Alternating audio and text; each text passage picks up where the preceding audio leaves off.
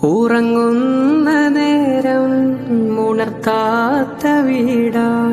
ഉടയാടയൊന്നും മുടക്കാത്ത കൂടാ,